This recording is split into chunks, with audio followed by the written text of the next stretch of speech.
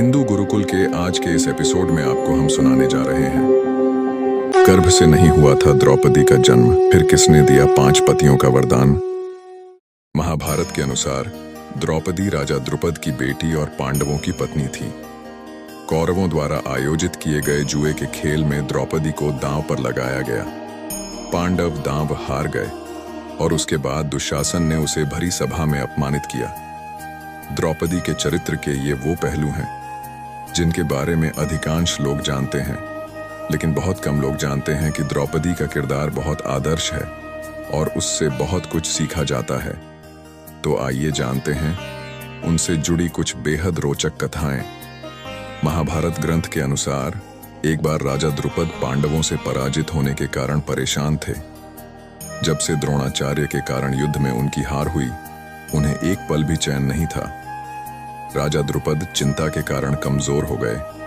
वे द्रोणाचार्य को मारने वाले पुत्र की चाह में एक आश्रम से दूसरे आश्रम भटकने लगे। ऐसे ही भटकते हुए वे एक बार कलमाशी नाम के नगर में पहुंचे। उस नगर में ब्रह्मचर्य का पालन करने वाले और स्नातक ब्राह्मण रहते थे। वहीं उन्हें 2 ब्राह्मण याज और उपयाज मिले।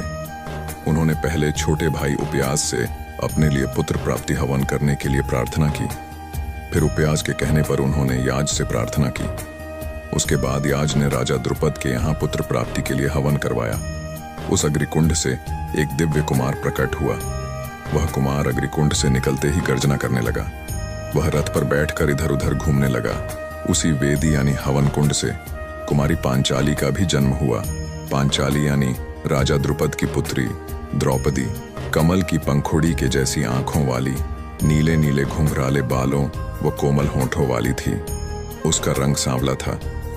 ऐसा लगता था मानो कोई देवांगना मनुष्य शरीर धारण करके सामने आ गई हो। इसके बाद ब्राह्मणों ने दिव्य कुमार व कुमारी का नामकरण किया। उन्होंने कहा, यह कुमार असहिष्णु और बलवान व रूपवान होने के साथ ही कवच कुंडल धारण किए हुए हैं। इन पर अग्नि का प्रभाव दिखाई देता है, इसीलिए इनका नाम धृष्टद्युम्न होगा। यह कुमारी कृष्ण वर्ण की हैं, इनका नाम कृष्णा होगा। द्रौपदी पूर्व जन्म में एक बढ़े ऋषि की गुणवान कन्या थी।